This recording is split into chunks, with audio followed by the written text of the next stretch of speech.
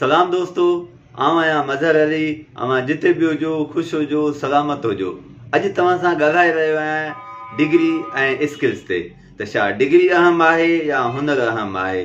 ॿिन्ही जी असांजी ज़िंदगी में, असांजे कैरियर में, असांजे तरक़ी करण में केतिरी अहमियत आहे, इन में को बि शक न आहे त ॿई तमामु घणा अहम आहिनि। डिग्री बि अहम आहे त स्किल्स बि अहम आहिनि। ईअं सम्झो त डिग्री ऐं स्किल्स हिकु कॉइन जा ॿ पासा आहिनि। डिग्री खां सवाइ स्किल्स कंहिं कम जा न आहिनि ऐं स्किल खां सवाइ डिग्री कंहिं कम जी न आहे। जेकॾहिं अव्हां वटि का तालीमी डिग्री आहे, मसइलन तव्हां ग्रेजुएट आहियो या ॿी का तव्हां वटि डिग्री आहे, त तव्हांखे हिकु त नौकिरी वठण में आसानी थींदी, को बि धंधो करण में आसानी थींदी ऐं तव्हांजी शख़्सियत में हिकु निखार ईंदो।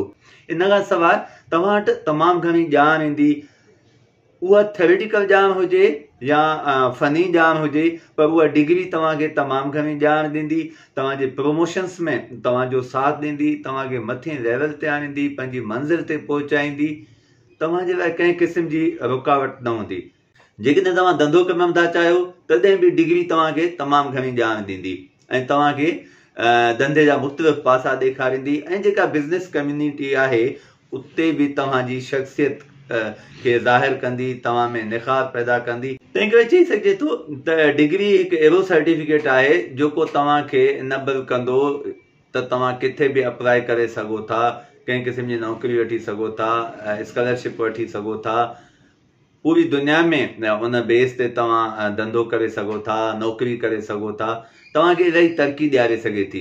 डिग्री वठण लाइ तव्हांखे कंहिं न कंहिं इदारे में चङे अरसे लाइ रहणो पवंदो आहे, वञिणो पवंदो आहे। मसइलन तव्हां ग्रेजुएट कयो था त तव्हांखे 4 साल कंहिं यूनिवर्सिटी में रहणो पवंदो।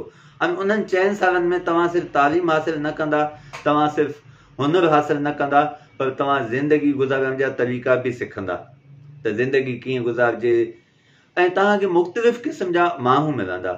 त डिग्री सां सिर्फ़ु तालीम नथी मिले, पर ज़िंदगी गुज़ारण जा तरीक़ा, समाज में कीअं रहिजे, माण्हुनि सां कीअं वर्ताव कजे, माण्हू कीअं वर्ताव कनि था, इहो पिणु सिखिजे थो।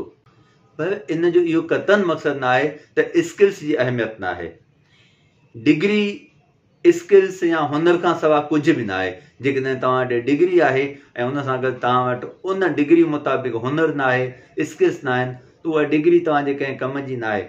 भले तव्हांखे का नौकिरी मिली बि वञे, पर तव्हां न पाण खे उन डिग्री जे ज़रिए फ़ाइदो ॾेई सघो था, तरक़ी करे सघो था, न जंहिं इदारे में तव्हां कमु करियो था उन इदारे खे तरक़ी ॾियारे सघो था।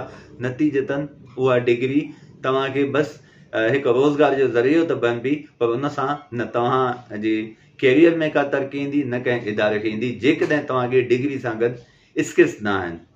अहिड़ी तरह जेकॾहिं तव्हां वटि स्किल्स आहिनि, को फ़न आहे, पर तव्हां वटि का डिग्री न आहे, त उहे स्किल बि तव्हांखे तरक़ी न कराए सघंदा। हिकु महदूद स्टेज ते तव्हां अची वेंदा ऐं तव्हां उते कमु बि कंदा, पर तव्हां घणी तरक़ी न करे सघंदा। उहो मतिलबु जेकॾहिं तव्हांखे इदारे में कमु करियो था ऐं तव्हां वटि स्किल्स आहिनि, पर तव्हां वटि डिग्री न आहे, त तव्हां कंहिं सुठी पोस्ट ते न अची सघंदा जिते तव्हां पंहिंजे स्किल्स खे वधीक इस्तेमालु करे सघो।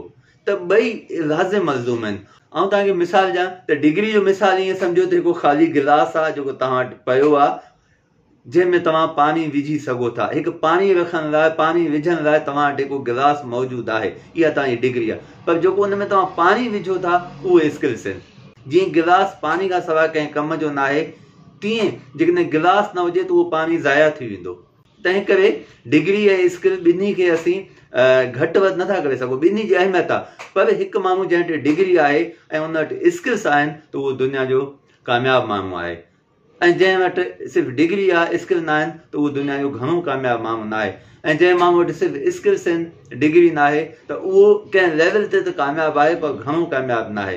तंहिं करे असां ॿिन्ही खे रद्द नथा करे सघूं, ॿई अहम आहिनि। त उहे दोस्त जेके सिर्फ़ु डिग्री हासिल कनि था, उनखे उन डिग्री जे मुताबिक़ स्किल्स बि हुजणु घुरिजनि, उनजो फ़न बि हुजणु घुरिजे, हुनर बि हुजणु घुरिजे, त जीअं उन पंहिंजी डिग्री खे उहो सही तरीक़े सां इस्तेमालु करे सघनि।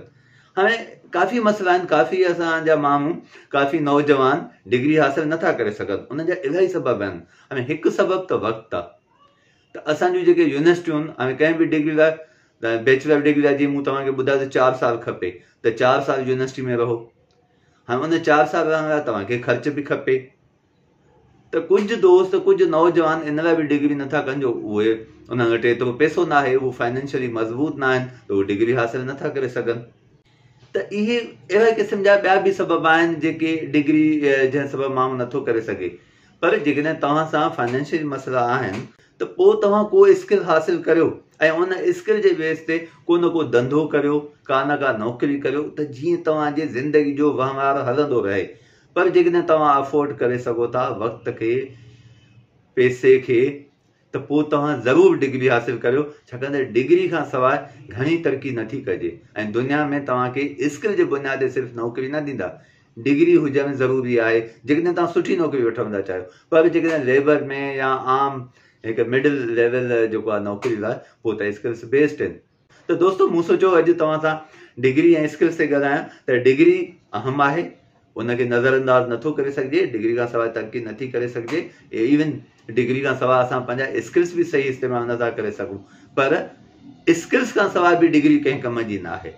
तंहिं करे जेकॾहिं तव्हां का डिग्री हासिल करियो था त उन डिग्री सां गॾु तव्हां वटि स्किल बि हुजनि। उमेद त अॼोकी ॻाल्हि तव्हांखे पसंदि आई हूंदी। जेकॾहिं तव्हां मुंहिंजे हिन चैनल खे हिन वक़्तु ताईं सब्सक्राइब न कयो आहे त हिन वक़्तु ई हिनखे सब्सक्राइब कयो ऐं सां गॾु सब्सक्राइब बटन सां गॾु जेका घंटी लॻल आहे जंहिंखे बेल आइकॉन चवनि था, उनखे बि दॿायो त जीअं मुंहिंजे वीडियोज़ या तव्हांखे नोटिफिकेशन मिलंदा रहनि। पंहिंजो घणो ख़्यालु रखंदा। वरी मिलंदासीं कंहिं ॿिए वीडियो में।